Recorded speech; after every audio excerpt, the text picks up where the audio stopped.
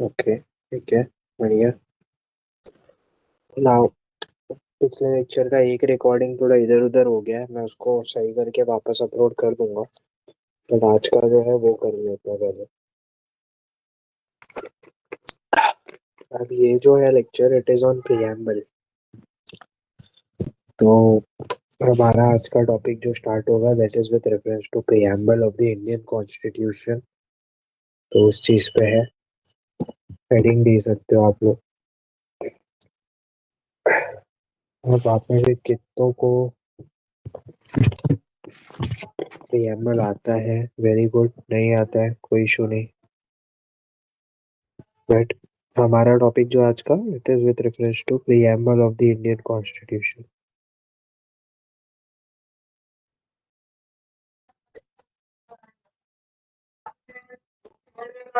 Preamble. Now, आप में से किस किस को प्रीएम्बल आता है?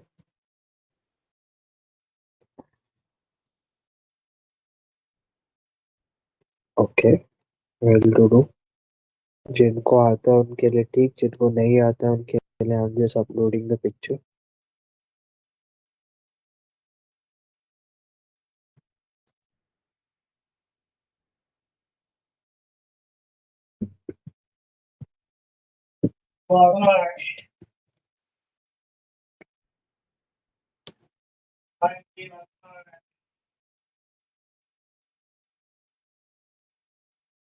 Give me minute guys.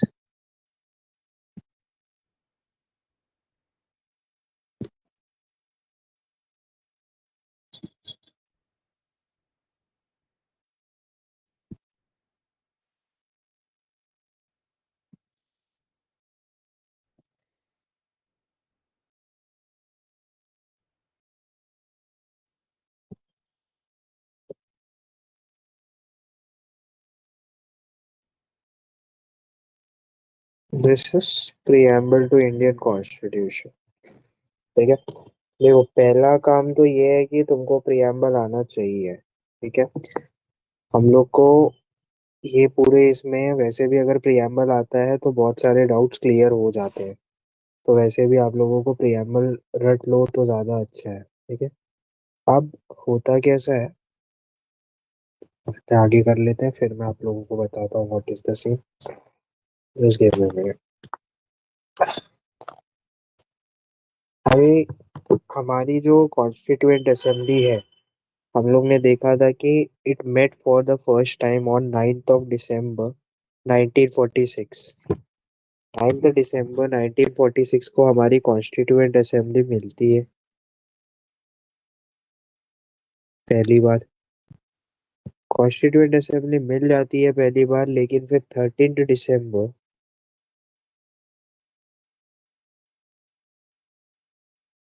1946 को हमारी जो कॉन्स्टिट्यूएंट असेंबली है वो अडॉप्ट करती है एक प्लान, इंट्रोड्यूस करती है सॉरी। जो हमारे पहले प्राइम मिनिस्टर है जवाहरलाल नेहरू, उन्होंने इस दिन पे एक प्लान डाला। उसको बोला जाता है objective resolution. This plan was nothing but this कि हमारा कॉन्स्टिट्यूशन कैसा बनेगा। Objective resolution. 13 दिसंबर 1946 को Jawaharlal Nehru objective resolution introduce करते हैं। फिर हम लोग वेट करते हैं कि ओके, जिन्ना साहब भी आएंगे साइन करेंगे, लेकिन जिन्ना साहब आते नहीं है, टाइम लग जाता है। Finally on 22 of December 1947, sorry 22 of Jain 1947, हम अडॉप्ट करते हैं ऑब्जेक्टिव रेजोल्यूशन को। ये इतना टाइम क्यों लग जा रहा है अडॉप्ट करने में? तो रीजन इसका यही है कि वी वर वेटिंग कि Jinnah sir would also come for the meeting, वो भी रहेंगे, लेकिन आते नहीं है। 22 जनवरी 1947 को हम लोग ऑब्जेक्टिव रेजोल्यूशन को अडॉप्ट करते हैं और उसके बाद हम शुरू कर देते हैं अपना कॉन्स्टिट्यूशन ऑफ इंडिया बनाने का काम। ये पूरा कॉन्स्टिट्यूशन बनाने में लगता है 2 years 11 months 18 days। 2 years 11 months और 18 days। तो इतना दिन लगने के बाद फाइनली हम अपना कॉन्स्टिट्यूशन बनाते हैं। और एक दिन रहता है जो प्रियम्बल पे लिखा है, 26 नवंबर 1949। इस दिन तक हम अपने कॉन्स्टिट्यूशन को पूरा बना के तैयार कर चुके होते हैं। यही दिन लास्ट दिन है कॉन्स्टिट्यूएंट असेंबली का। इससे पहले एक बार 24th को मिली रहती है कॉन्स्टिट्यूएंट असेंबली, 24 नवंबर 1949 को। 6 जनवरी 19, रुको ये मत लिखो। ये डेट आपका वही डेट है जो प्रियम्बल पे लिखा हुआ डेट है। इसको हम डेट ऑफ एडॉप्शन भी बोलते हैं। अभी the thing is like this कि व्हाट इज ऑब्जेक्टिव रेजोल्यूशन। तो ऑब्जेक्टिव रेजोल्यूशन क्या है, अभी तुम सोचो। हम 1773 से पहुंच गए 1947 में। ऑलमोस्ट इंडिपेंडेंस हमको अब मिल रही है, मतलब 1947 को मिल रही है। आपको नहीं लगता कि people of India were waiting for something? इस पूरे टाइम पे people of India were waiting for their own rule, कि कब हमारी बारी आएगी। अब वो लोग इतने साल से बारी आ रही है, मतलब अपने कॉन्स्टिट्यूशन का वेट कर रहे हैं कि कब हमको रूल करने मिलेगा। इतने टाइम तक अगर कोई कॉन्स्टिट्यूशन के लिए रुके तो उसके अंदर फिर ईगरनेस नहीं आ जाएगी कि हमको कब मिलेगा। ये चीज हो जाएगी। इसके लिए जवाहरलाल नेहरू सर ने पहले ऑब्जेक्टिव रेजोल्यूशन डाला। Objective resolution is nothing but a plan. ये क्या है, प्लान है कि हमारा कॉन्स्टिट्यूशन कैसा होने वाला है, उसका प्लान है। और ये नेहरू जी ने इसके लिए इस टाइम पे दे दिया तुरंत, ताकि लोगों को भी एक आइडिया मिल जाए कि ठीक है ऐसा कॉन्स्टिट्यूशन बनाऊंगा। और इतना टाइम लगने वाला है तुमको पता है। अब तुम सोचो, हम 9 दिसंबर 1946 से अगर सिर्फ लोगों को कॉन्स्टिट्यूशन बनाने के लिए रोक देते, ऑब्जेक्टिव रेजोल्यूशन नहीं देते, तो लोगों में भी बहुत बड़ा वो हो जाता कि यार हमारा कॉन्स्टिट्यूशन कब मिलेगा। बेसिकली देवर गेटिंग इम्पेशेंट। इसके लिए नेहरू जी ने ऑब्जेक्टिव रेजोल्यूशन डाला कि लोगों को दिखे कि हाँ ठीक है हमारा कॉन्स्टिट्यूशन है जो ऐसा बनेगा और ऐसा होगा। फाइनली फिर आप ऑब्जेक्टिव रेजोल्यूशन के बाद में धीरे धीरे आराम से अपना कॉन्स्टिट्यूशन बना सकते हो, जिसके लिए 2 साल 11 महीने 18 दिन लगे। तो ये पूरा प्रोसेस था। This date of adoption 26 November 1949, ये याद रखना। अब यहाँ तक सब क्लियर हो मेरे साथ? क्या यहाँ तक सबको सारी चीजें समझ में आई या Madhura? If I understand this correctly, जो 9 दिसंबर से हम लोग ने किया इनके साथ, it's like a purchase receipt, कि हम लोग ने उनको बता दिया कि हाँ, it's the concept is same, right? कि जैसे अगर हम लोग कुछ परचेज करते हैं तो उसका रिसीट मिल जाता है, and we wait for it that day, कि इट्स अ कंफर्मेशन कि बन चीजें प्रोसेस हो रही है करके। बेसिकली हम लोग नहीं चाहते थे कि पीपल ऑफ इंडिया को ज्यादा वेट कर दे। वो तुमको पता है कि कॉन्स्टिट्यूशन बनने में इतना टाइम लगने वाला है। तो तुम क्या करोगे, लोग इम्पेशेंट हो रहे हैं तो तुमने लोगों को बेसिकली एक तरह से एक आइडिया दे दिया कि हाँ हमारा कॉन्स्टिट्यूशन ऐसा होगा। अब लोग शांत हो जाएंगे। अब तुम धीरे धीरे टाइम के हिसाब से अपना कॉन्स्टिट्यूशन बना लो। इज इट क्लियर कि वही रिसिप्ट आपको मिल गई है, आपको यस। कॉन्स्टिट्यूशन भी मिलेगा? सबको क्लियर है ये? अगर आपको क्वेश्चन आता है कि which was the first date on which our constituent assembly met, तो कौन सा दिन था? हाथ उठाओ या मधुरा। इट्स 9th of December ठीक है, 1946। Correct. And which was the date on which Nehru ji introduced objective resolution guys? या तेरा? 13 December 1946. Okay, and when was objective resolution adopted? या So 22nd of Jan 1947. Nice. चलो ये तो समझ गया तुम लोग, बहुत बढ़िया। अभी एक कॉन्स्टिट्यूशन जो होता है ना, preamble is not same as objective resolution. लोगों को लगता है कि ठीक है लास्ट डे पे हमने समरी लिख दी। अब कैसा किया हम लोग ने, हमने कॉन्स्टिट्यूशन में अपना ऑब्जेक्टिव रेजोल्यूशन से बताया कि हमारा कॉन्स्टिट्यूशन ऐसा बनेगा, ठीक है। वी मेड श्योर कि ऑब्जेक्टिव रेजोल्यूशन एक प्लान है, मैं ये बोल सकता हूँ कि ऑब्जेक्टिव रेजोल्यूशन जो है वो एक प्लान है। अब उसके बाद फिर मैं बनाऊंगा मेरा कॉन्स्टिट्यूशन ऑफ इंडिया।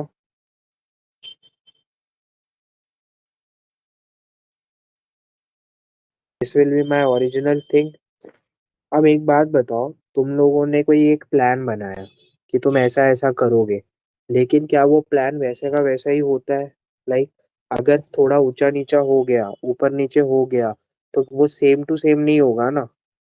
सपोज मैंने भी प्लान किया था कि I will go to trekking, मैं ट्रैकिंग पे गया, और ट्रैकिंग पे जाने के बाद लेकिन मेरे को पता चलता है कि अरे यार, यहाँ पे तो इंडिगो की फ्लाइट्स बंद हो गई है। अब इंडिगो की फ्लाइट्स बंद हो गई है तो मैं तो ट्रैकिंग पे नहीं जा पाया, सारे प्लान्स उल्टे पुल्टे हो गए मेरे। अब मैं घर पे आता हूँ और मैं सोचता हूँ कि मेरे साथ जो भी हुआ मैं उसकी समरी लिखूंगा। For example, I plan to go for trekking. मैंने प्लान किया था कि मैं ट्रैकिंग वैकिंग पे जाऊंगा, मैं जा रहा हूँ, मैं दिल्ली घूमूंगा, ऐसा ऐसा मैंने प्लान किया था। लेकिन व्हेन आई वेंट, तो मैंने देखा कि वहाँ पे एक्चुअली में फ्लाइट्स वगैरह का कुछ इशू चल रहा है इंडिगो की वजह से। अब मैंने घर पे आया, व्हेन आई केम होम, तो मैंने लिखा कि इंडिगो की फ्लाइट की वजह से मेरे साथ सब डिले हो गया। मैंने तय किया कि मैं समरी लिखूंगा जो जो मेरे साथ हुआ। अब मेरे को एक बात बताओ, जाना तो इनिशियल मेरा प्लान था, क्या मेरा प्लान और समरी सेम है? मेरे को बस इतना बताओ, क्या मैंने जैसे प्लान किया था और मेरा समरी क्या वो सेम रहेगा? Raise your hands. क्या Madhura? No, it will be not. Okay यार, Riya? Won't be the same, sir. Okay, what do you guys say? Tayra, Iqra and Shalaka, would it be the same और not? It will be different.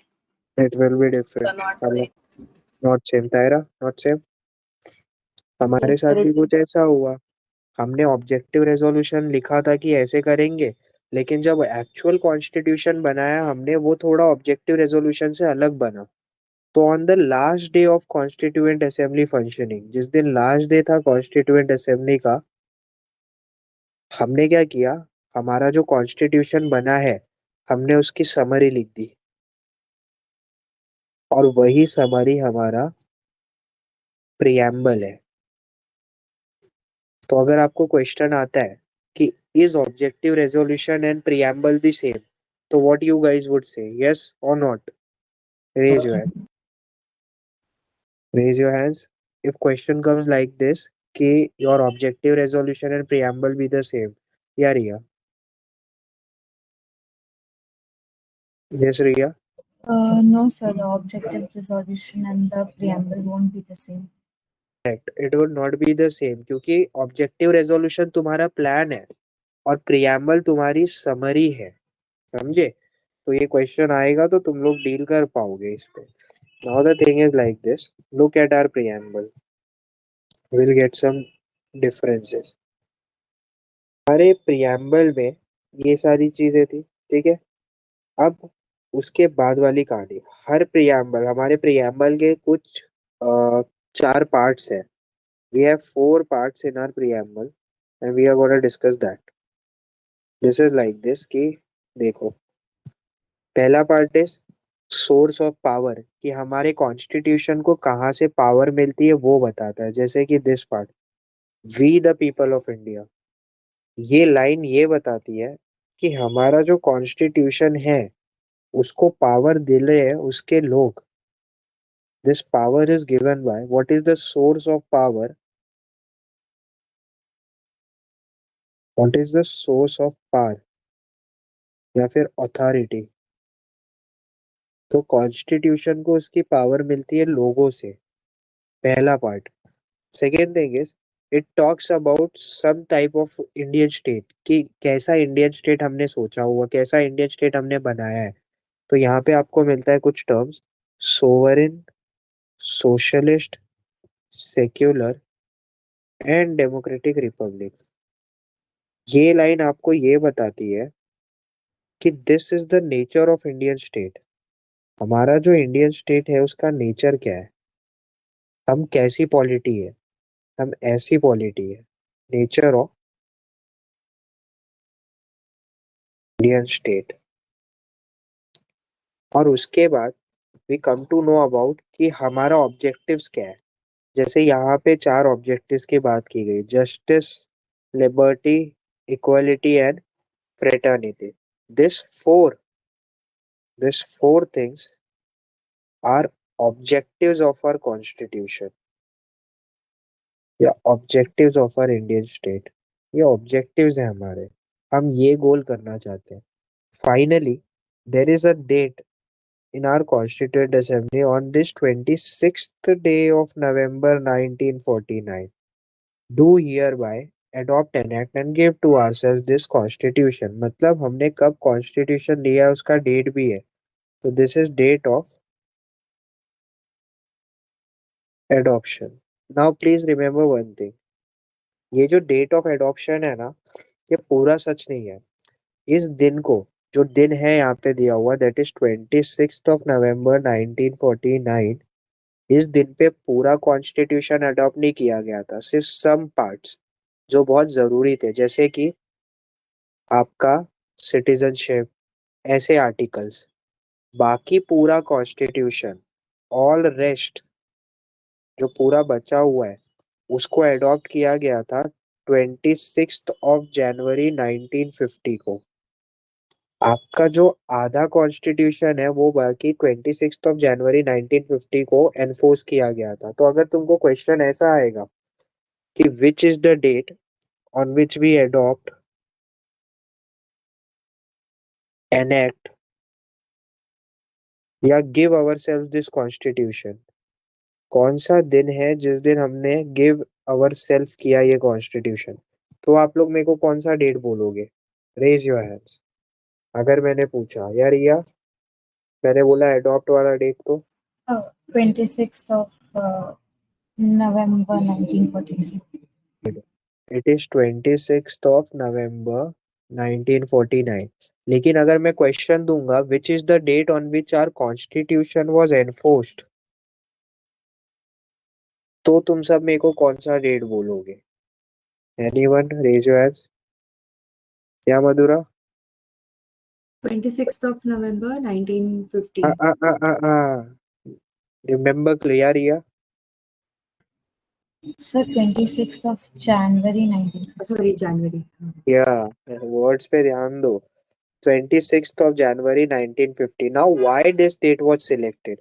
मतलब question ये आना चाहिए कि जब 26 November 1949 को कर रहे थे तो इसी दिन क्यों नहीं कर दिया?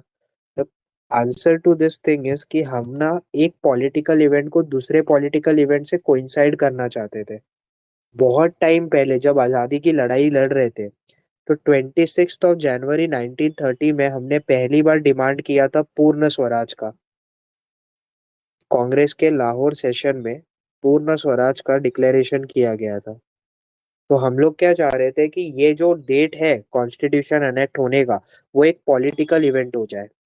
इसके लिए हमने बोला कि 26 जनवरी 1930 को हमने पूर्ण स्वराज डिक्लेरेशन किया था, इसलिए पूरा का पूरा कॉन्स्टिट्यूशन 26 जनवरी को किया जाए एनफोर्स। तो इसी वजह से हमने सिर्फ इम्पोर्टेंट आर्टिकल 1949 के ये डेट पे किया और बाकी पूरे इस पे। क्या ये फर्क सबको समझ में आया? क्या Madhura, Riya, Shalaka, Iqra, Tayra, is it clear to everyone this point? Yes, it is. Yes. Sir I just have one doubt. आपने जो डेट बताया था स्टार्टिंग में, उसमें आपने बताया कि last day of constitution assembly जिस दिन मिले थे वो लोग, तो वो वो कौन अभी सा अलग डेट एग्जैक्टली? है। एक मिनट, उस डेट को, ये डेट है जिस दिन लास्ट डेट पे मिले थे ना। लास्ट डेट पे क्यों मिले थे? साइन करने के लिए। तो दैट डेट इज 24 जनवरी 1950। ठीक ओके। है, इस दिन पे ये लोग साइन करने मिले थे कि कॉन्स्टिट्यूशन को साइन करने के लिए। तो ये भी याद रखना। ठीक है, just let me clear it once. मेरे पास कहीं पे डेटा है वो। हाँ, 24 जनवरी 1950 को लास्ट बार कॉन्स्टिट्यूएंट असेंबली मिलती है। Last date of constituent assembly क्यों साइन करने मिलते हैं इस दिन कॉन्स्टिट्यूशन पे, जितने भी लोग थे ना वहां पे वो लोग। क्या ये सबको पॉइंट क्लियर हुआ एवरीवन? ओके, या इकरा एनी डाउट? No. ओके, अगर आपको क्वेश्चन आता है कि पूर्ण स्वराज डिक्लेरेशन कब हुआ था तो कौन सा डेट बताओगे आप लोग मेरे को? Raise your hands. इकरा बोलो। 26 January 1930. Okay good. And why we selected 26 January 1950 to enforce the constitution? Can someone tell me? Yeah, Ikra? To make it a political event. Okay, correct. और हमने what is the date that is mentioned in the preamble, guys? Preamble की date? Okay okay, क्या Madhura? It is 26th of November 1949. Very good. तो ये questions बनते हैं तो ये याद रखना, ठीक है? अगर मैं पूछूंगा कि हमारा प्रियम्बल समरी है या प्लान है तो आप लोग क्या बताओगे? क्या तायरा? Sorry. समरी। हमारा प्लान क्या है, कोई बता सकता है? क्या रिया? So objective resolution. Very nice. ठीक है, ये सब कॉपी किया? कोई कुछ ऊपर नीचे कॉपी कर रहा है तो मेरे को बताए प्लीज। किसी को कॉपी करना है? सबके हो गए यार ये कॉपिंग? No, sir, completed. ओके ठीक है, just give me a minute.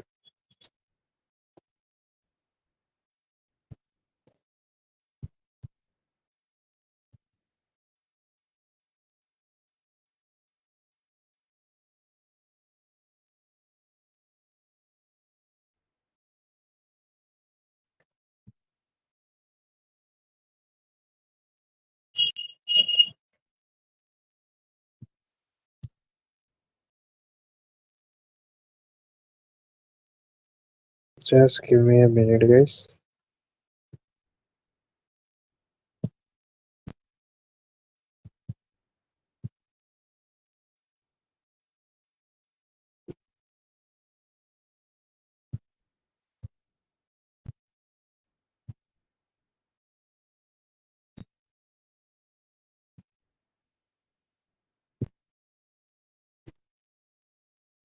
अभी मैं जो आपको पेपर दिखा रहा हूँ, जब इंडिया को आज़ादी मिली थी, ये उस दिन का पेपर, न्यूज़पेपर है। ठीक है, नाउ दिस पार्ट, ये देखो, रीड इट। ठीक है, तो उस दिन का न्यूज़पेपर है, इंडियन एक्सप्रेस है। India proclaim sovereign democratic Republic.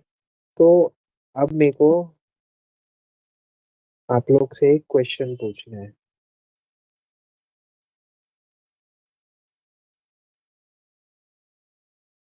Minute रुकना।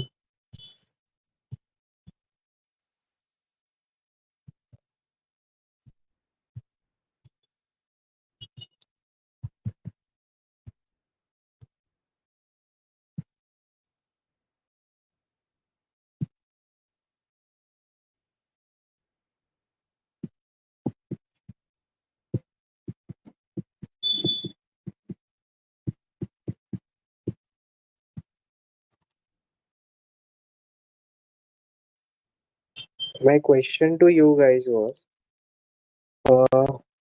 what was the original status? The question लिख लो। What was the original status of Constitution of India on 26th of January 1950? या फिर what was the, और exact करते हैं, what was the exact constitutional status of India on 26th of Jan 1950? Your options are A democratic republic, B a sovereign democratic republic,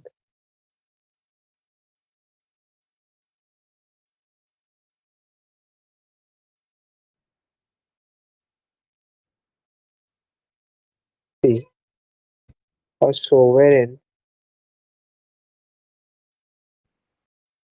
secular democratic republic।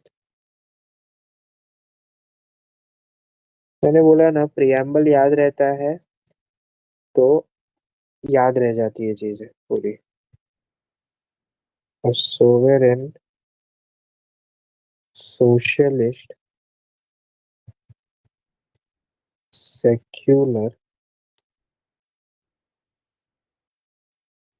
Democratic Republic. अपने अपने answer chat box में लिखो सब।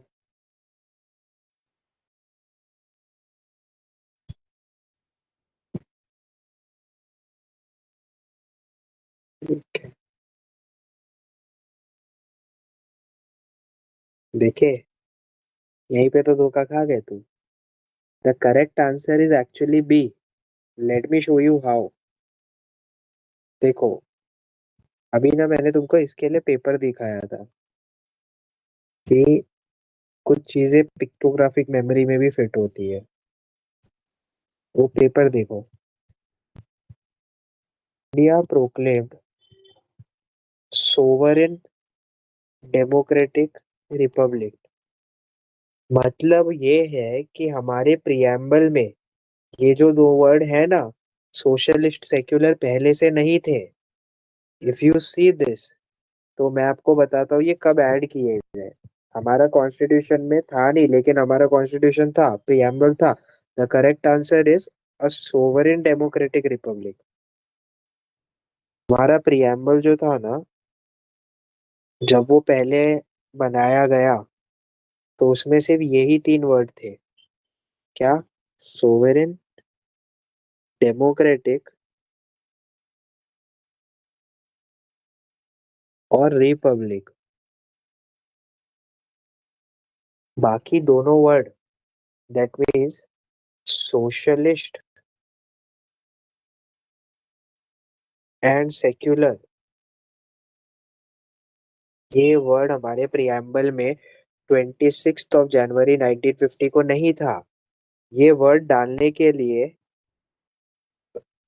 there it was added by 42nd Constitutional Amendment Act of the year 1976। याद रखना, this words socialist secular was added by 42nd Constitutional Amendment Act of the year 1976, and it was added for political reasons। I'll show you। ठीक है, यहाँ तक सबको समझ में आई बात? क्या आप लोग समझे कि क्यों मैंने डी नहीं चूज किया? मधुरा, रिया, तायरा, इकरा, शलाका। Yes. यूपीएससी यही करेगा तुम्हारे साथ। तुमको तो लगेगा अरे मैं तो प्रीलिम्स क्वालिफाई, अब तो आईएएस बन गया। लेकिन ये होता है। उस पे क्वेश्चन में क्या पूछा था? What was exact constitutional status? Did you guys got it? Riya, Madhura, Yes, Tayra sir. And Yes, sir. Shalaka. Got it. Tayra ने तो सही आंसर दिया, Tayra was right. Iqra got it. तो ये याद रखना। और अब करते हैं पूरी स्टोरी शुरू। अब तुम ये याद रखो, देखो, पूरे कंट्रीज में सिर्फ एक ही कंट्री था जिसका पहला रिटन कॉन्स्टिट्यूशन था। That was United States of America. USA is the first country जिसने लिखा हुआ कॉन्स्टिट्यूशन किया। द रिटन कॉन्स्टिट्यूशन की philosophy was started by USA, और ये पहली कंट्री है, please remember. USA was the first country to write a constitution, plus USA is the only first country जिसने अपने कॉन्स्टिट्यूशन में प्रियम्बल रखा। ठीक है, और इनसे इंस्पायर्ड हुए हमने बोला कि हम भी करेंगे। अब अगर तुम यूनाइटेड स्टेट्स का प्रियम्बल और हमारा प्रियम्बल देखोगे तो तुमको सेम लगेगा। Late me show you. लेकिन फर्क है, दोनों में फिर भी फर्क है। अभी आपका प्रियम्बल आप, अच्छा वैसे आप लोग को ये होमवर्क है, नेक्स्ट लेक्चर से पहले पूरा प्रियम्बल पढ़ के आओगे, मैं सुनूंगा। तो ऐसे मत आ जाना, पढ़ के आना, क्योंकि आधा क्वेश्चन तो सिर्फ प्रियम्बल पढ़ लिया है तो ही सॉल्व हो जाता है। अब तुम ये कॉन्स्टिट्यूशन का यूएसए का प्रियम्बल पढ़ो, तुमको लगेगा अपना ही है। We the people of United States in order to form more perfect union, ये वी द पीपल वाला कॉन्सेप्ट वगैरह वगैरह सब चीज, लिबर्टी की बात, ये वो सब सेम लगेगा। ठीक है, बट एक छोटा सा फर्क है। देयर इज यूएसए का कॉन्स्टिट्यूशन जो रिटर्न है, वेरी नाइस, हम इनसे इंस्पायर्ड हुए, we got inspired from them, और हमने बोला कि अरे वाह इन लोग का लिखा हुआ है, हम कहाँ पीछे हटेंगे। हमने बोला हम भी अपना कॉन्स्टिट्यूशन रिटर्न रखेंगे। बोले वाह, बहुत बढ़िया, तो हमने भी रिटर्न कॉन्स्टिट्यूशन बना दिया। अब उनके भी कॉन्स्टिट्यूशन में प्रियम्बल है तो हमने भी बना दिया। बोला वाह, हम भी बनाएंगे। लेकिन यूएसए का जो प्रियम्बल है वो समरी नहीं है, वो प्लान है। हमारा जो प्रियम्बल है वो समरी है। कैसे? यूएसए वालों ने क्या किया, पहले प्रियम्बल लिखा,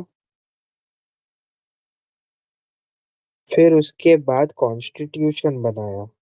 ये यूएसए वालों ने किया। हमने क्या किया, इंडिया ने पहला ऑब्जेक्टिव रेजोल्यूशन बनाया, उसके बाद कॉन्स्टिट्यूशन बनाया, और फिर उसके बाद हमने कॉन्स्टिट्यूशन पूरा बनाने के बाद लास्ट दिन पे प्रियम्बल बनाया। तो इस केस में आपको दिख रहा है कि इनका प्रियम्बल प्लान है कि कैसा बनेगा। हमारा प्लान इज ऑब्जेक्टिव रेजोल्यूशन, हमारा प्रियम्बल इज अ समरी। ये एक डिफरेंस है between USA and Indian preamble. क्या ये क्लियर है सबको, दोनों को? अगर आपको क्वेश्चन आता है कि what is American preamble, plan और समरी, आप लोग क्या आंसर लिखोगे? Raise your hand. क्या Madhura? It was a plan. Okay. And can you tell me what is the preamble of Indian state, guys? Raise your hands. हाथ उठाइए please. Iqra. Summary. Very nice. Can someone tell me why American preamble is a plan and why Indian preamble is a summary? Yes, Tyra. The American preamble is a preamble and it is not it is planned. That Hmm? means that first they wrote the preamble, then they enacted the constitution. But in India, what we did was we adopted the objective resolution first, then the constitution, and then in the last day of the Constituent Assembly, we wrote the preamble. Very nice. क्या ये सबको clear है? ठीक है, बहुत बढ़िया। चालाका, is it clear बेटा? Yes, sir. बहुत बढ़िया। नाउ अब हमने देखा कि हमारे प्रियम्बल को या हमारे कॉन्स्टिट्यूशन को पावर मिलती है पीपल ऑफ इंडिया से। तो उस चीज पे डिस्कस करते हैं। आप लोग को मैंने बताया था कि देखो सेकंड कैबिनेट मिशन आया है, ये ना we the people of India वाला कॉन्सेप्ट बहुत अच्छा है। इसके ही धरती पुत्र का कॉन्सेप्ट आया है, इसको ऑटोक्टोनी भी बोला जाता है। ठीक है, अब आप लोग को पता है कि कॉन्स्टिट्यूएंट असेंबली जो है हमारी, उन्होंने कॉन्स्टिट्यूशन बनाया है। जो हमारी कॉन्स्टिट्यूएंट असेंबली थी, उन्होंने ही ये कॉन्स्टिट्यूशन बनाया है। दैट मीन्स ये प्रियम्बल भी उन्होंने अडॉप्ट किया है। लेकिन एक बात बताओ, आप लोग तो इतना चिल्ला रहे हो मेरे को बोल के कि ये कॉन्स्टिट्यूशन इंडियन है, इंडियंस ने बनाया है, लेकिन मैंने आपको लास्ट लेक्चर में बताया था कि ये कॉन्स्टिट्यूएंट असेंबली को सैंक्शन देने एक कैबिनेट मिशन आया था ब्रिटेन से, जिसको बोला जाता है सेकंड कैबिनेट मिशन। तुम बोल रहे हो कि ये कॉन्स्टिट्यूशन तुम्हारा है, तुम्हारे लोगों ने बनाया, लेकिन इसको सैंक्शन देने वाले तो 1946 में एक कैबिनेट मिशन आया था, उसने दिया है। तो ये कॉन्स्टिट्यूएंट असेंबली तुम्हारी कैसे हुई और ये संविधान भी तुम्हारा कैसे हुआ? How come you are saying कि ये कॉन्स्टिट्यूशन भी तुम्हारा है और ये संविधान भी तुम्हारा है? कॉन्स्टिट्यूएंट असेंबली ने 2 साल 11 महीने 18 दिन टिल 26 नवंबर 1949 तक काम किया है। तो मैं तो इसको ऐसा देख रहा हूँ कि ये एक ऐसी बॉडी है कि जिसको ब्रिटिशर्स बना के गए हैं। तो ये संविधान इंडियन कैसे हुआ? कोई मेरे को इसका जवाब देगा क्या आप लोगों में? ट्राई करो, let's try, come on. Curiosity of mind is always explored bye trying. मैं पूछता हूँ, एक एक को ट्राई करना, नहीं आया कोई बात नहीं। तायरा, बोल सकते हो तो बोलो यस, नहीं बोल सकते हो तो नो। या तायरा, आता है आपको ये? क्यों? Any idea Taira? Okay, I guess no. I was Shalaka? trying to see. Okay, Sir, think. क्योंकि जो dominant luminaries है, legal people, the lawyers and all, they were all Indians, but the dominance was of British, and the Constituent Assembly and the idea was passed by the Britishers and not by Indians. So we can say that there are critics that opine that the Constituent Assembly was itself a British body. So in that opinion, we can say that it was highly dominated by the British authority. Well, okay, but this is not correct definition. Okay, we'll check. Shalaka, any idea, beta? No, sir. Okay, Madhura.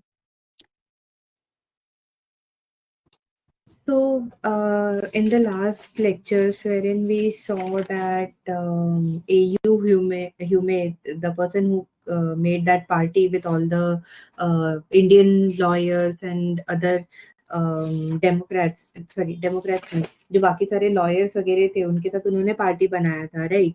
So there are may be the उनके influence में आके जैसे हम लोग को independence वगैरह मिली, सो may be जैसे अभी ताहिरा ने भी बताया कि highly it was dominated by Britishers, but according to me maybe there must be influence from the other people in other Indians also in that no, my assembly. क्वेश्चन इज कि आप कैसे बोल रहे हो कि ये इंडियन कॉन्स्टिट्यूशन है? थोड़ा गलत है मधुरा। लेट अस सी। Okay, ठीक है। इकरा, इकरा, ट्राई।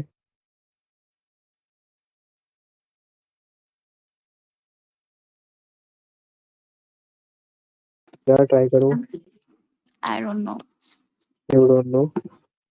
ठीक है, चलो। तुम लोग एक चीज भूल गए। देयर वाज, चलो, कैबिनेट मिशन ने सैंक्शन दिया कॉन्स्टिट्यूएंट असेंबली को।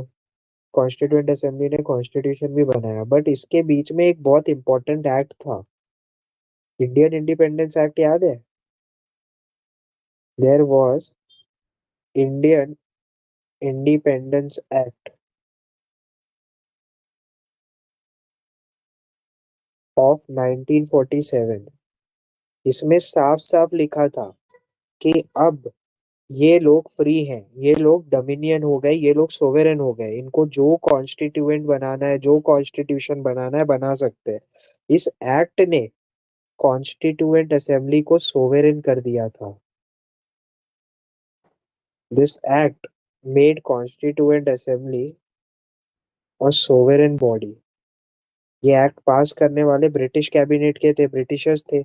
मानता हूँ कि ब्रिटिशर्स ने इनको बनाया कॉन्स्टिट्यूएंट असेंबली को, तो स्टार्टिंग में constituent assembly was not Indian. लेकिन जैसे ही इंडियन इंडिपेंडेंस एक्ट आ गया, उसमें लिखा था ना कि there will be two dominions and they can create any constitution that they like. तो याद रखो, this Indian Independence Act made the Constituent Assembly Indians, and that is the reason we can justify कि yes, this constitution is a Indian constitution, and that is the reason we write in our preamble that the source of power of our constitution is we the people of India, we the people of India, कि इसको हमारे ही लोग ने बनाया है, क्योंकि constituent assembly को sovereign कर दिया गया था बाय इंडियन इंडिपेंडेंस एक्ट।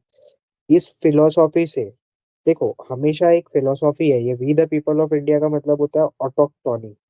ऑटोक्टोनी। ऑटोक्टोनी का मतलब होता है रूल बाय द नेटिव्स, कि उस जगह के लोग ही रूल करेंगे, ये याद रखना। तो हमने भी यही रखा हुआ है अपने प्रियम्बल में, we the people of India. क्या ये समझ में आया? कब हुआ, कैसे हुआ, सबको क्लियर है? Tayra, Iqra, Madhura, Shalaka, Riya, is it clear guys? Yes, yes. Okay, Iqra, Madhura, Tayra, Shalaka, Riya. Yes, it's clear. Okay, Yes, ठीक है। sir. ओके, बढ़िया। अब we are gonna explore each and every words in our preamble. जैसे सोवरेन क्या है, सोशलिस्ट क्या है, सेक्युलर क्या है, डेमोक्रेटिक क्या है और रिपब्लिक क्या है, तो वो चीजों को एक्सप्लोर करते हैं। आई होप आप लोगों ने ये कॉपी कर लिया होगा। आप लोग मेरे साथ ऐसे कनेक्ट रहो, देखो you guys will speak, I will be in a better position कि हम लोग एक दूसरे को समझ पा रहे हैं ऐसे लाइफ में भी कि क्या चल रहा है। तो लाइफ में मेरे को तुमसे यही चाहिए कि भाई साहब तुम करो अच्छे से प्रिपेयर। अच्छा ज्यादा करोगे, क्वेश्चंस करोगे तो खुद से कर लोगे सारी चीजें, जरूरत भी नहीं पड़ेगी एक पॉइंट के बाद मेरी। Let's discuss about sovereign. Can someone tell me what is sovereign? क्या कोई मुझे बता सकता है what is sovereign? What do you mean by sovereign? Raise your hand if you know. कैरिया। Sir, place where people have all the legal authorities, political authorities, and a head of state. Okay. In simpler words. Okay, can I also say sovereign का होने का मतलब freedom होगी कुछ चीजों में? रिया, can I से दिस? Yes, sir. करेक्ट। तायरा, यही कहना चाह रहे हो सोवेरेन का मतलब? Free- Yes, sir. कि India internally or externally is sovereign country after independence since correct. 1947, and pre-independence period was not sovereign okay, it because was a we were colony. dominated by the British authority. They were right, controlling us internally and externally. Good. तो it was said to be कि that we were colony at that time. Yes. Correct. Now sovereign का मतलब होता है कि आपको freedom है, you have no external influence, there is a country, there is a thing, आप सोवरेन हो उसका मतलब है आपके ऊपर कोई एक्सटर्नल इन्फ्लुएंस नहीं है। You don't have any external influence, no external influence. No external influence किस चीज में? कि आपको जो भी करना है आप कर सकते हो। सोवरेन होना इज अ साइने क्वा नॉन। अगर मैं बोल रहा हूँ कि मैं सोवेरेन हूँ एक कंट्री के इस पे, तो दिस इज साइने क्वा नॉन। साइने क्वा नॉन लीगल के मतलब में, लॉ के मतलब में होता है very important condition, most important condition, most important condition. अगर तुम खुद को एक स्टेट बोल रहे हो ना कि मैं एक स्टेट हूँ, तो उसके लिए तुमको ये होना जरूरी है, सोवेरेन होना जरूरी है। अगर तुम सोवेरेन नहीं तो तुम काय के स्टेट हो? और सोवेरेन होने का मतलब तुमको एक्सटर्नल इन्फ्लुएंस नहीं होगा। किस चीज में नहीं होगा? तुमको फॉरेन लॉज जैसा रखना है तुम रख सकते हो, तुमको अपनी फॉरेन पॉलिसी जैसी बनानी है बना सकते हो, तुम किसी के प्रेशर में नहीं आओगे। जैसे कि there was this scene of president Trump, he is making fool of himself कि भाई साहब हमने रुकवाया है ये वॉर, ऑपरेशन सिंदूर वगैरह एंड ऑल थिंग। बट आप लोगों को भी क्लियर पता है कि इंडिया की सोवेरेनिटी पे अटैक हुआ था। That's the reason India retaliated. ये किसी के बोलने पे नहीं किया। हम लोग ने रशिया से तेल खरीदा। रशिया से तेल खरीदना वाज आवर नेसेसिटी, क्योंकि हमको इस देश के लोगों को भी देखना है। अब तुम कितना भी सैंक्शन लगाओ और तुम चाहो कि हम नहीं खरीदे, दैट इज नॉट ओके, क्योंकि रशिया से हमारा रिलेशन अच्छा है, रशिया से हम अपनी फॉरेन पॉलिसी जैसी चाहे रख सकते हैं। When you don't have any foreign very any foreign influence on your foreign policy, also when you don't have any foreign influence in your internal policy जैसे कि डोमेस्टिक पॉलिसी में, तब तुम बोलते हो कि मैं सोवेरेन हूँ। आज अगर इंडिया चाहे कि मैं जीएसटी में कुछ चेंजेस करूँ, क्या कर सकता है गाइस? लेट अस सी कितने जन बोल रहे हो कर सकता है, रेज योर हैंड्स। जितने जन बोल रहे हो कर सकता है, रेज योर हैंड्स। ओके, अगर कर सकता है तो मैं मान लूं कि हमारी कंट्री सोवेरेन है। ठीक है, पहली चीज, क्या अगर इंडिया चाहे कि उसको रशिया से तेल खरीदना है, रशिया से ब्रह्मोस बनाना है, तो बना सकता है रशिया के साथ मिलके? रेज योर हैंड्स, बना सकता है? करेक्ट। इस पे अमेरिका का इन्फ्लुएंस नहीं हो सकता कि मत बनाओ ये वो। तो अगर हम ऐसी पॉलिसीज, अपनी फॉरेन पॉलिसीज अपनी मर्जी से बना रहे हैं, अपनी डोमेस्टिक पॉलिसीज अपनी मर्जी से बना रहे हैं, तो we are a sovereign state.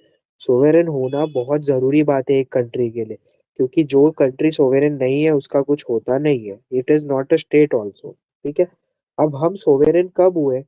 हम सोवेरेन हुए 26 जनवरी 1950 को। क्यों 26 जनवरी 1950 को? इससे पहले नहीं थे? क्योंकि सोवेरेन होने के लिए भी दो कंडीशंस होती है सर एंड मैम। उससे पहले हम डोमिनियन थे। आई एम सेइंग 15 अगस्त 1947 को हमको आजादी तो मिल गई थी, लेकिन 15 अगस्त 1947 से 26 जनवरी 1950 तक ये पीरियड में वी वर डोमिनियन। क्यों डोमिनियन थे सर? हमको तो आजादी मिल गई ना? नहीं, आजादी मिल गई, लेकिन आपके ऊपर एक तलवार लटकी हुई थी। दैट तलवार वाज ऑफ वाइसरॉय, या फिर गवर्नर जनरल बोल लो। माउंट बेटन हमारा गवर्नर जनरल बन के बैठा था ना 26 जनवरी 1950 तक। इस टाइम तक हम अपने आप को डोमिनियन बोलेंगे इसके लिए। वी वोंट कॉल कि ये टाइम पे हम सोवेरेन थे। लेकिन जैसे ही 26 जनवरी 1950 आया, हमने अपना खुद का प्रेसिडेंट इलेक्ट किया, हमारे पास खुद का संविधान आ गया। तो 26 जनवरी 1950 को जब हमारे पास खुद के प्रेसिडेंट सर आ गए, तो हम क्या बन गए? हम बन गए सोवेरेन।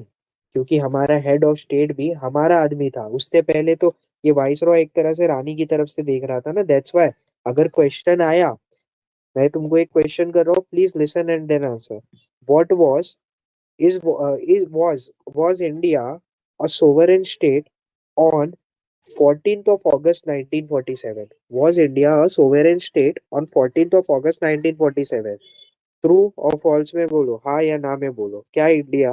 Yes Madhura. No, it was not. Not Shalaka.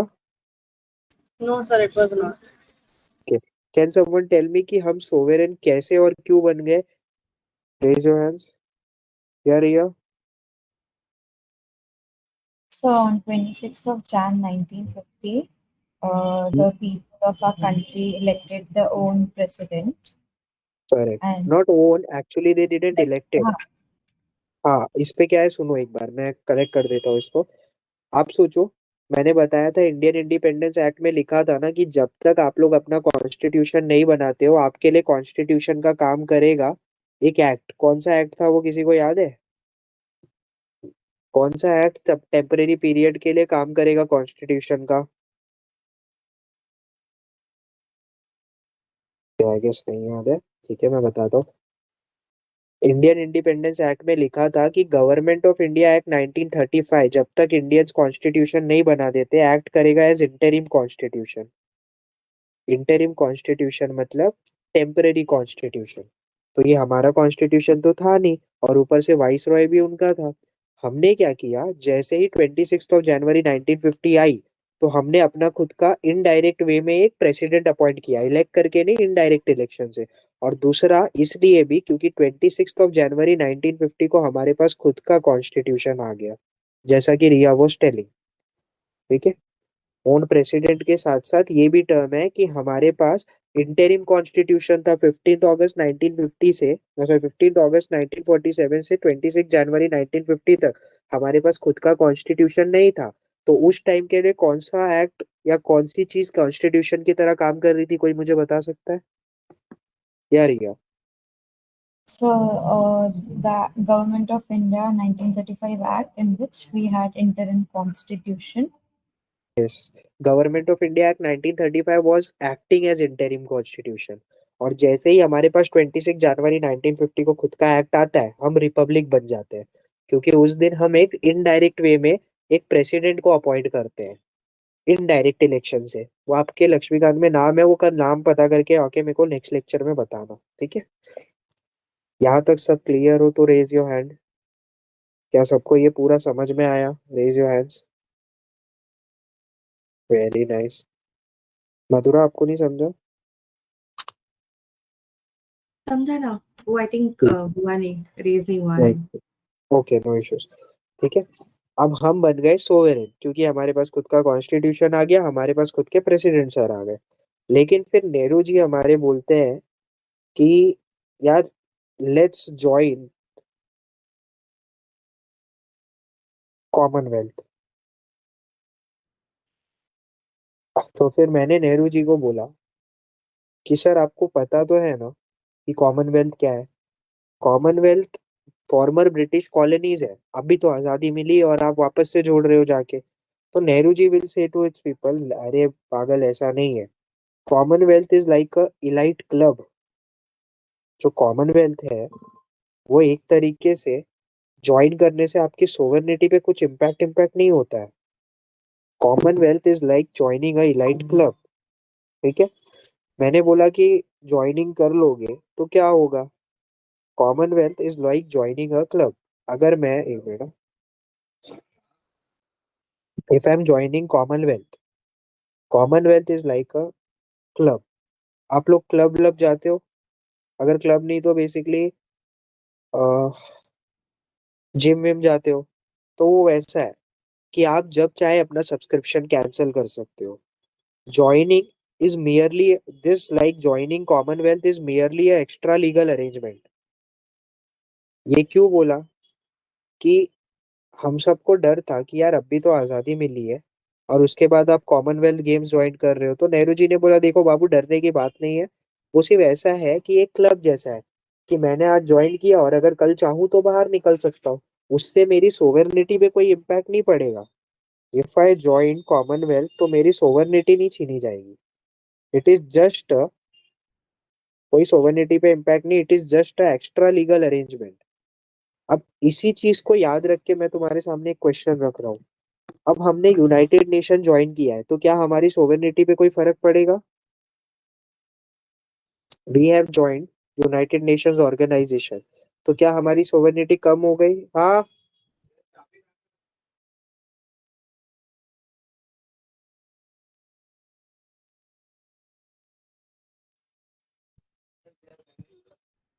Now, okay, sorry, raise your hands again. Okay, Madhura, या? No, there will be no effect. Yes, there will be no effect. तुमने आज यूनाइटेड नेशन ऑर्गेनाइजेशन ज्वाइन किया है, तुम्हारी सोवेर्निटी पे कोई effect नहीं है। आज ज्वाइन किया है, अच्छा लगा, कल नहीं अच्छा लगा छोड़ सकते हो। जैसे ट्रम्प साहब धमकी देते रहते हैं बार बार। तो याद रखना, अगर मैं बोलूंगा BRICS, does joining BRICS affect your sovereignty? Raise your hand and let me know. Shalaka, yes. No, sir, it does not affect. Okay, very nice. ठीक है। तो ये समझ जाओ कि ऐसे क्लब ज्वाइन करने से हमारी सोवेनिटी पे कोई इम्पैक्ट नहीं पड़ती। ये सिर्फ एक ग्रुपिंग है। आप जब तक चाहो इसके साथ हो, जब कल को मन नहीं किया भाई, ठीक है, टाटा बाय बाय, खत्म, no issues. Is it clear to everyone? Sovereignty से रिलेटेड सारी चीज क्लियर है सबको? क्या ये Yes. क्लियर है? Okay, nice. ओके, ठीक है। सबने कॉपी किया या शलाका, एनी डाउट बेटा? Sir, was this like Commonwealth and official any club or like that? Commonwealth is the game, no, Olympics Olympics जो खेलते हैं ना हम लोग, अच्छा वो हाँ है। मतलब वही है राइट। हाँ, एक्चुअली हुआ क्या था, कॉमनवेल्थ किसको बोलते थे ब्रिटिशर्स? जो अपनी फॉर्मर कॉलोनीज थी ना, उनको बोलते थे। तो अब उसको इन लोग ने जब आजादी देना शुरू किया तो बोला एक क्लब जैसा होना चाहिए कि सब ज्वाइन करे, सब खेले साथ में। तो वो हो गया। तो लोगों को डर था कि कॉमनवेल्थ ज्वाइन करने से ऐसा तो नहीं हमको फिर से कॉलोनी बना रहे हैं। लेकिन वो बात नहीं थी अब। ठीक है। Is it clear Shalaka? Yes. Okay, क्या ये सबने कॉपी किया? रेज योर हैंड्स अगर सबके कॉपी हो गए हैं तो। Okay, very nice, great. ठीक है। तो this is the first thing, sovereignty से related.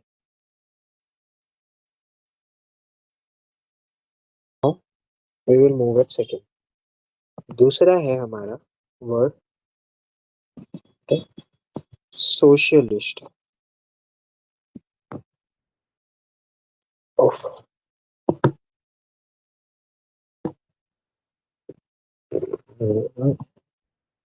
Just give me a minute. The second word that we are going to discuss is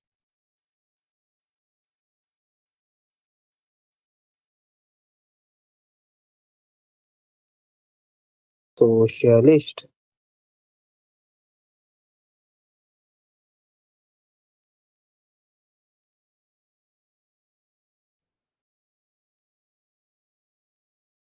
Now, what is socialist या socialism? तुमको पता है socialism एक philosophy है, ठीक है, जो बहुत चीजें बोलती है, ठीक है। सोशलिज्म को अगर मैं तुमको सिंपल वर्ड्स में बताऊं जैसे मेरे सर मुझे बताते थे, तो इसका मतलब होता है कि स्टेट का कंट्रोल होगा हर रिसोर्स पे।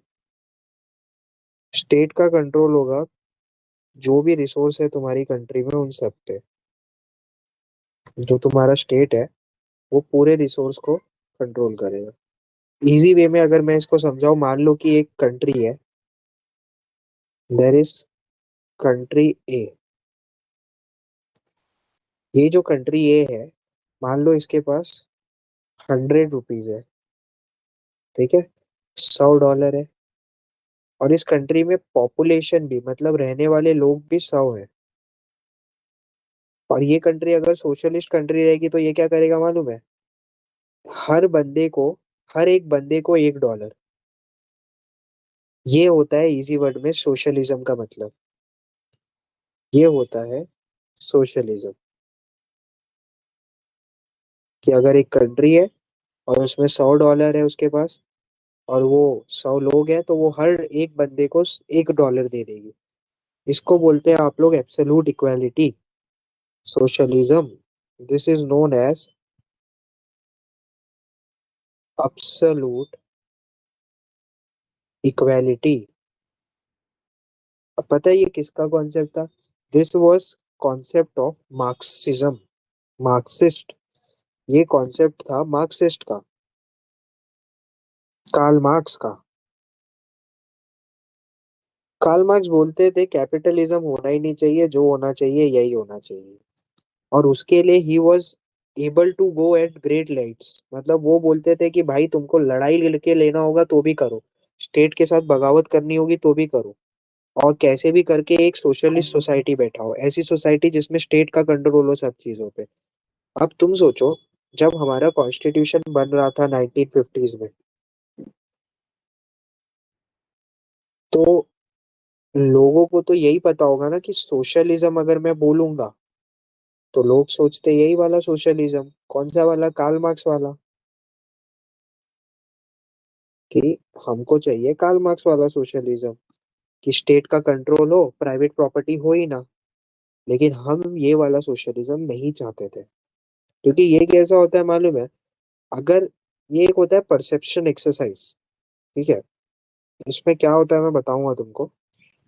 अब तुम क्या करो, पूरे हर जगह पे एक टॉपिक फैला रहता है, जैसे नाउ एवरीवन, जैसा मैं कर रहा हूँ वैसा 2 मिनट के लिए अपनी आंखें बंद करो, everyone, and listen to me. मैं तुमको जो बोल रहा हूँ ना सिर्फ वो सुनो। व्हेन आई कॉल इट, मैं जो नाम ले रहा हूँ उसको इमेजिन करना। मैं तो बोल रहा हूँ अमेरिकन, सिर्फ इमेजिन करो, ठीक है। मैंने बोला सिख, इमेजिन करो। मैंने बोला पठान, पठान इज लाइक सब this. Now open your eyes. Okay, अब मैं जिसको पूछ रहा हूँ वो मेरे को बताएगा। शलाका, Yes, sir. जब मैंने आपको पंजाबी बोला तो आपके दिमाग में कैसा इमेज क्रिएट हुआ? सर एक पर्सन था जिसने पगड़ी पहना था, या फिर गोल्डन टेम्पल जो अमृतसर में है। ओके, ठीक है। Nice. Iqra, when I said Pathan, तो आपने क्या इमेजिन किया? Someone wearing pathani, Someone wearing patani, broad heighted person, can I say that? heighted. हाँ, Right? right. Okay. When I said Indian किसी ने, रिया? Some average people man, wearing, yeah, average man with brown mustache. Skin sort of Woman, ऐसा, right? yes, woman wearing traditional Indian sari or kurta something. Okay, nice. Now understand guys, this is a perception that you hold. तुम सोचते हो कि पठान का मतलब heighted होता है. You guys know Aamir Khan is a Pathan, लेकिन उसकी हाइट नहीं है. उसी तरह Sunny Deol, he is a Sikh Jat, लेकिन वो पगड़ी नहीं पहनता. उसी तरह if you see, I talk of Indian man, तो आप लोग के दिमाग में एवरेज ब्राउन स्किन मैन आता है, लेकिन वो भी केस नहीं है. सी ऋतिक रोशन, ये लोग Greek God people call him. तो ये एक परसेप्शन है जो आप लोग होल्ड करते हो. तो अगर उस टाइम पे मैं अपने प्रियम्बल में लिख देता ना सोशलिस्ट, तो लोगों को कार्ल मार्क्स वाला सोशलिज्म लगता, और हम ये नहीं चाहते थे. India didn't want Karl Marx वाला सोशलिज्म. इंडिया को चाहिए था, but not this one. Rather India wanted Gandhian socialism. अगर मैं उस टाइम पे अपने प्रियम्बल में लिख देता, देखो this is the speciality of Baba Saheb Ambedkar. एक विजनरी आदमी विजन सोच के बनाता है पूरा संविधान. और Baba Saheb Ambedkar was knowing this clearly कि अगर मैं सोशलिज्म लिख दूंगा तो पूरी सोसाइटी सोचेगी कि मार्क्सिस्ट सोशलिज्म. लेकिन हमको ये नहीं चाहिए था. इसी वजह से बाबा साहेब ने प्रियम्बल में नहीं लिखा. लोगों को ये लगेगा करके Baba Saheb didn't wrote socialist at that time in the preamble. Baba Saheb ने एक्सप्रेसली नहीं लिखा सोशलिस्ट को. This is the vision of a person जो पढ़ता वढ़ता है. रेदर हम कौन सा सोशलिज्म चाहते थे? हम चाहते थे गांधीयन सोशलिज्म. ये भी बात करता है कि सोसाइटी में इक्वालिटी होनी चाहिए, लेकिन ये बात करता है कि इक्वालिटी अच्छे से होनी चाहिए, ऐसे जंग वंग लड़के नहीं होनी चाहिए. ठीक है, हमारे में भी हो, सोसाइटी हो, सोशलिज्म हो, लेकिन गांधीयन सोशलिज्म जो है ना, पीस के तरीके से लिया जाता है, नॉन वायलेंस की बात करता है, सेल्फ रिलायंस की बात करता है. और वहीं पे when you talk about Marxist socialism, तो ये रिवॉल्यूशन की बात करता है, क्रांति की बात करता है. और हम ऐसा चाहते नहीं थे, इसके लिए हमने लिखा ही नहीं. लेकिन बाबा साहेब बीइंग जीनियस, उन्होंने नहीं लिख के भी एक्सप्रेस किया हुआ है. If you see our preamble, तो उसमें सोशलिस्ट वर्ड तभी नहीं लिखा था, लेकिन सोशलिस्ट के बदले एक चीज लिखी हुई है, और उसका मतलब ही सोशलिज्म होता है. फॉर एग्जाम्पल, ये पढ़ो, equality of status end of opportunity. इसका मतलब वही तो हुआ, सोशलिस्ट तो हुआ. समझ में आया आप लोगों को ये? हमने सोशलिज्म वो टाइम पे क्यों नहीं लिखा? क्या ये सबको क्लियर है? और नहीं लिख के Yes. भी बाबा साहेब अम्बेडकर ने लिखा हुआ है वहां पे. Is it clear to everyone? Iqra, Riya, Shalaka, Madhura, Tayra. Yes. Yes, ठीक है. sir. Yes, sir. तो अगर आपको क्वेश्चन आया कि has India adopted Marxist socialism और गांधीयन सोशलिज्म, ओके, इसमें मैंने एक चीज नहीं बताई है. एक्चुअली हमने ना परफेक्टली गांधीयन सोशलिज्म लिया है ना Marxist, but what we actually took is mixed of both. Mix of both. हम इसको ऐसे भी बोल सकते हैं, Gandhian socialism with traces of Marxist socialism. Gandhian socialism with traces of Marxist socialism. Sorry. Yeah. Now tell me, has India adopted Marxist socialism or Gandhian socialism? Yeah, Madhura. It is a mixture of both Gandhian socialism with traces of Marxist. Correct. और कभी कभी आप लोग इसी चीज को एक और नाम देते हो, डेमोक्रेटिक सोशलिज्म. तो आंसर राइटिंग में जब लिखोगे ना, तो तुम उसको डेमोक्रेटिक सोशलिज्म लिखना. इसका बहुत बड़ा इम्पैक्ट आएगा आंसर पे. क्या है ना, ये छोटे छोटे जो चेंजेस होते हैं ना, यही तुमको बनाता है आईएएस. ठीक है। अब गांधीयन सोशलिज्म और मार्क्सिस्ट सोशलिज्म दोनों का गोल एक्चुअली एक ही था। जो गांधीयन सोशलिज्म था और मार्क्सिस्ट सोशलिज्म और वन टाइम, ये दोनों ही क्लासलेस सोसाइटी चाहते थे कि ऊंची क्लास नीची क्लास, जात नहीं, या class, upper class lower class, मतलब अपर प्रोफेशन के लोग नीचे प्रोफेशन के लोग ना हो।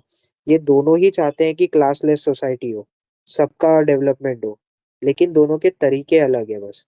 Marxist talk about rebellion revolt, Gandhian talks about peace. इसके लिए we went for Gandhian socialism with little traces of Marxist socialism. तो अगर कोई क्वेश्चन पूछेगा, before writing socialist were we socialist in spirit, तो आप लोग क्या बोलोगे, ट्रू या फॉल्स? जो 42nd कॉन्स्टिट्यूशनल अमेंडमेंट एक्ट में हुआ उससे पहले, हाँ Iqra? True. Yes we were. भले ही बाद में उधर लिखा हुआ नहीं था, लेकिन हम थे ना, तभी भी तो हम थे। मैंने दिखाया तुमको कि प्रियम्बल में भी लिखा हुआ, और उसके अलावा डीपीएसपी में भी देखेंगे हम कि बहुत सारा प्रोविजन पहले से था जो सोशलिस्ट सोसाइटी की तरफ इशारा करता था।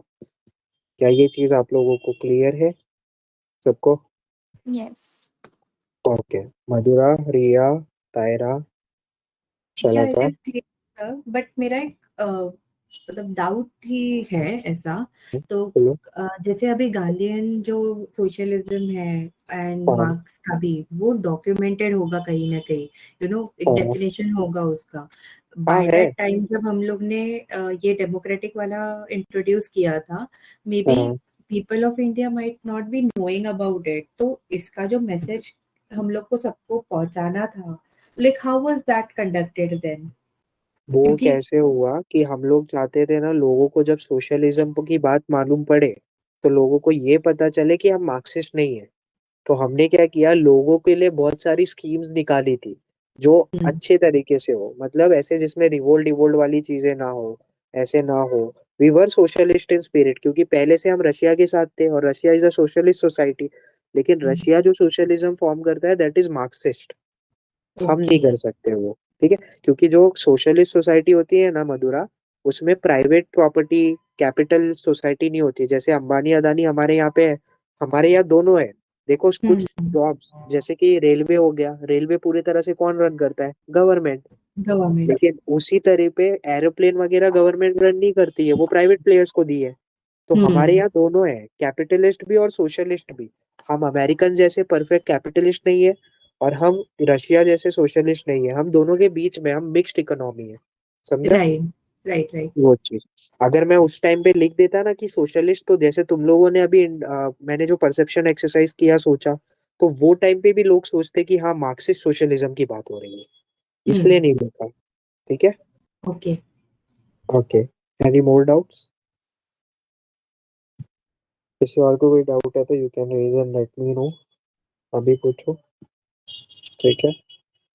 चलो बढ़िया। तो सोवरेन आप लोग समझ गए, आप लोग सोशलिस्ट समझ गए। Let's move to the word secular. हमारा जो वर्ड है सेक्युलर, वो अलग है। सेक्युलर समझने से पहले मैं तुमको बताता हूँ कि कैसे ये वर्ड आया। अब ये सेक्युलर एक ऐसा वर्ड है ना भाई साहब, जिसपे मतलब बहुत कॉन्ट्रैक्शन है। टू बी ट्रूली सही होना भी चाहिए। इनफैक्ट नेहरू जी कहते थे कि ये एक ऐसा वर्ड है जिसके लिए तुम 10,000 डेफिनेशन दोगे तो भी सफिस नहीं है। तो ये हुआ कैसे, देयर वॉज अ, इटली पता है तुम लोगों को, राइट? इटली, फ्लोरेंस एक जगह है इटली में। वहां पे there was one person, Niccolo Machiavelli. ये जो पर्सन थे ना, निकोलो मैचियावेली, इनको अपने देश से बड़ा प्यार था। He was loving his country very much. लेकिन प्रॉब्लम क्या था, मतलब he was a patriotic, to be truly telling. देशभक्त आदमी था, पेट्रियोटिक था। लेकिन इसके देश का ना बड़ा बुरा हाल होके रखा था। क्यों पता है? इसके देश को दो जन चला रहे थे, एक तो स्टेट, एक चर्च। ये दोनों मिल के चला रहे थे। अब ये दोनों क्योंकि मिल के चला रहे हैं, इसकी वजह से पूरे देश का बेड़ा गर्क होके रखा था। इसके लिए निकोलो मैचियावेली ने बोला कि देखो, स्टेट और चर्च के बीच में सेपरेशन होना चाहिए। ये दोनों को एक दूसरे में अफेयर लेने की जरूरत नहीं है, नहीं कर सकते। इसको बोला जाता है complete divorce between state and religion, कि there should be complete divorce between state and religion. यही वो चीज है जो कंप्लीट, ये वेस्टर्न कॉन्सेप्ट है सेक्युलरिज्म का। ये निकोलो मैचियावेली ने दिया था। This is western concept of secularism. क्या? अब ये बहुत बड़ा प्रॉब्लम है। इसी वजह से निकोलो मैचियावेली, देखो ये सेक्युलर वर्ड है, वेस्टर्न कॉन्सेप्ट है ये सेक्युलरिज्म का। इसका मतलब होता है सेक्युलरिज्म। और ये निकोलो मैचियावेली को बोला गया था father of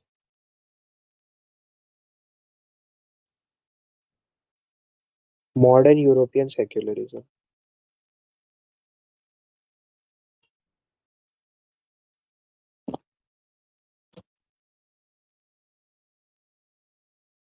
now the thing is like this, कि ये तो वेस्टर्न कॉन्सेप्ट है। इनफैक्ट इतना है ना, if you go at western countries जैसे कि कनाडा वगैरह, फ्रांस, फ्रांस जो है वहां पे स्पेसिफिकली स्पीकिंग, ये लोग बहुत मनाते हैं भाई साहब।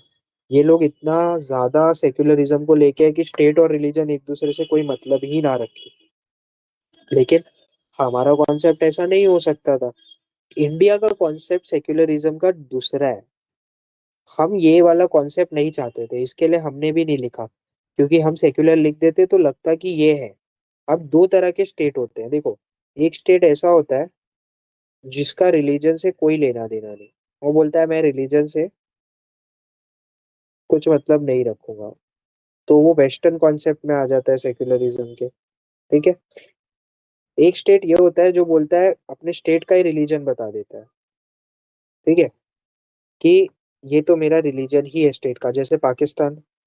और एक स्टेट होता है जो सेफ डिस्टेंस पे रहता है रिलीजन से, मतलब कि नॉर्मली वो रिलीजन के पास नहीं जाता है, सेफ डिस्टेंस पे। लेकिन अगर रिलीजन में कुछ गड़बड़ होगा तो वो इंटरफियर करेगा। ठीक है। एक मिनट ना, एक please give me a minute.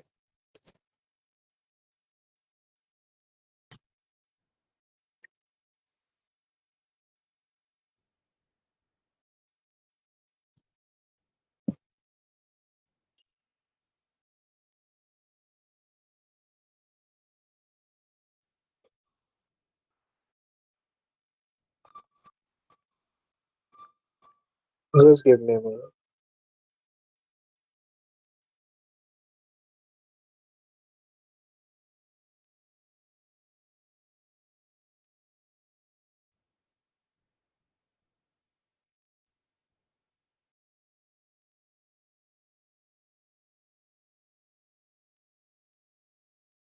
हमारा जो स्टेट है वो सेफ डिस्टेंस वाले पे है। ठीक है। ये वाला, कि हमारा इंडियन स्टेट कोई रिलीजन में इंटरफियर नहीं करता है, लेकिन अगर उस रिलीजन में कुछ ऐसी प्रैक्टिस चलेगी जिसके वजह से वो रिलीजन में कुछ गड़बड़ हो रहा है तो स्टेट इंटरफेयर करेगा। तो ये होता है तीसरा टाइप का स्टेट। हमारा स्टेट तीसरा टाइप का स्टेट है। हमारे स्टेट का कोई रिलीजन नहीं है, हम पाकिस्तान जैसे नहीं है। We we don't fall into such things कि हमारे स्टेट का कुछ रिलीजन है या ऐसा। लेकिन अगर कोई स्टेट ऐसा होगा जिसका कुछ रिलीजन होता है तो उस स्टेट को आप लोग एक नाम देते हो, क्या मेरे को कोई बताएगा what it is called as? Easy है, हाथ उठाओ। अगर कोई स्टेट का कोई रिलीजन है तो उसको क्या बोलते हो?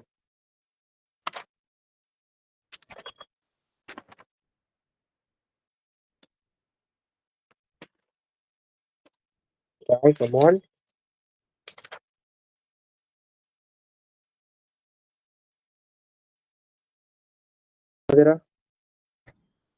It can be called as it is not secular, right? जो मतलब जैसे right. for example it is Pakistan की बात करें तो it is not secular. So exact word मुझे नहीं याद आ रहा, but it's the opposite of secularism. Okay, let me, देखो, कोई स्टेट पहला जो बोलता है मेरा रिलीजन से कुछ लेना देना नहीं, उसको तो आप सेक्युलर बोलते हो। लेकिन अगर कोई स्टेट अपना रिलीजन घोषित करता है, जैसे पाकिस्तान से कि वी हैव इस्लामिक रिलीजन, तो क्या है, ये स्टेट्स को आप थियोक्रेटिक बोलते हो। आप इनको बोलते हो कि ये थियोक्रेटिक स्टेट है।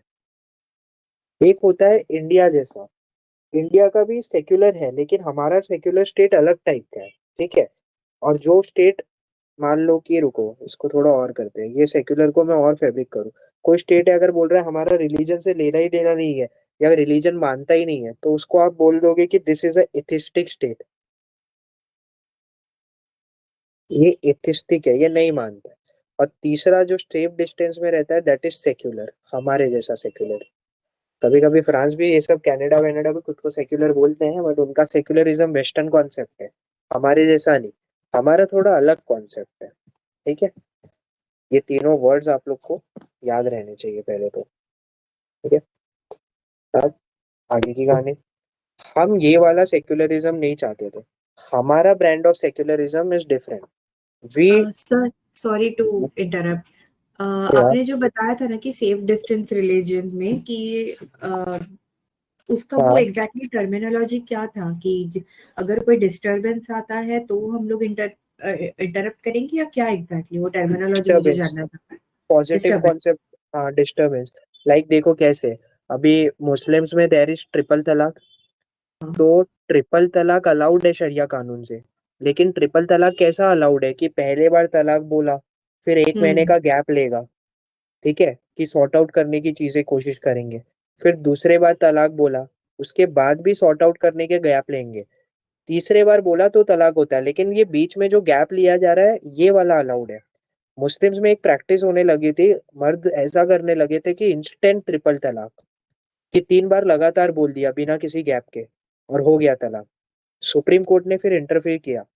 फिर इट वाज स्टेट जो इंटरफेयर किया, स्टेट ने बोला ये अलाउड नहीं है, ये वाला है, ये शारिया कानून के हिसाब से है, लेकिन इंस्टेंट ट्रिपल तलाक को बैन किया। तो ये हमारा कॉन्सेप्ट ऑफ सेक्युलरिज्म है। इसको बोलते हैं कि जो रिलीजन प्रैक्टिस है, अगर उसमें कुछ गड़बड़ लगेगा हमको, तो हम इंटरफेयर करेंगे। इसको बोलते हैं पॉजिटिव कॉन्सेप्ट ऑफ सेक्युलरिज्म। क्या ये ओके। समझ में आया? यस। ठीक है। हमारे इस केस में सेफ डिस्टेंस पे है रिलीजन से स्टेट। हम अलग कॉन्सेप्ट को फॉलो करते हैं, जिसको बोला जाता है we didn't want this concept. हमारा concept of secularism is different. Concept is concept of secularism is different.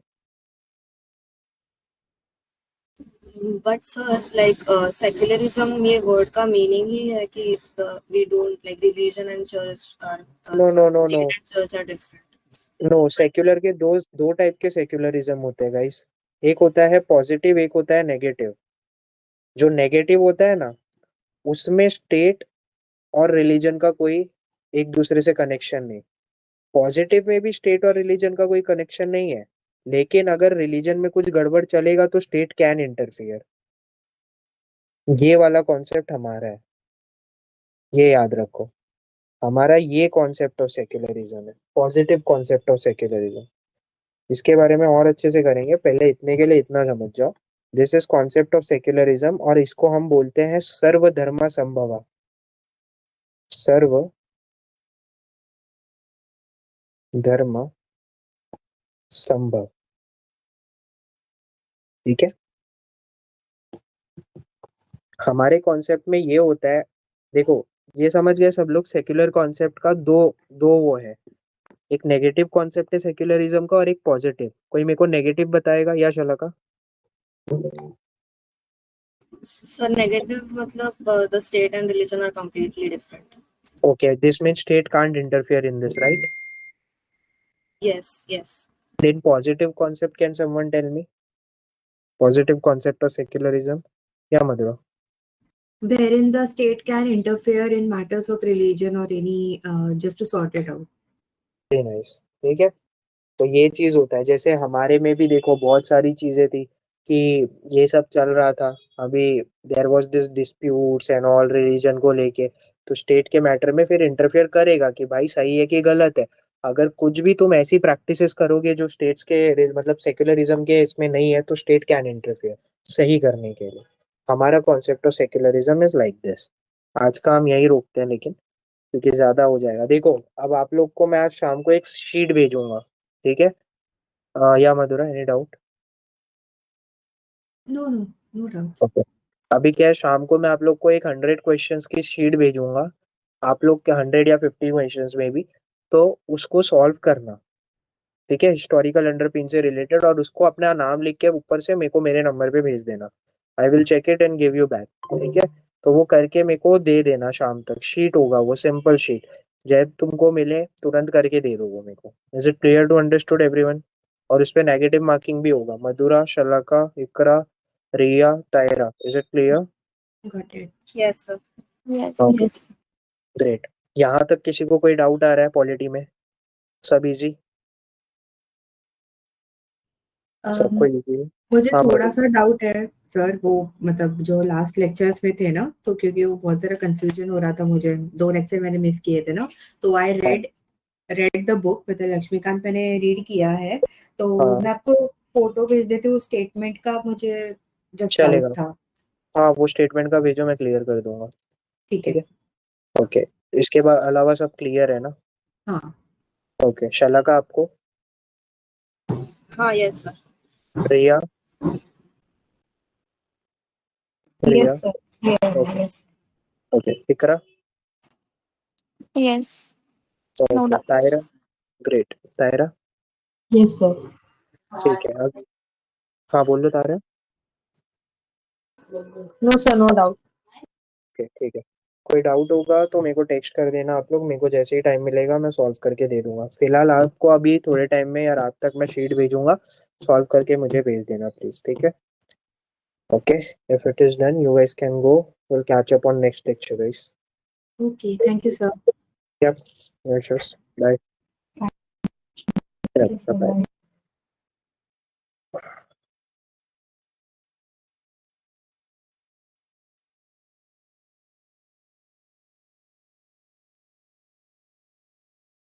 या इकरा, कोई डाउट है? नहीं है तो जा सकते हो guys. Okay, I guess no doubts. चलो, बाय बाय।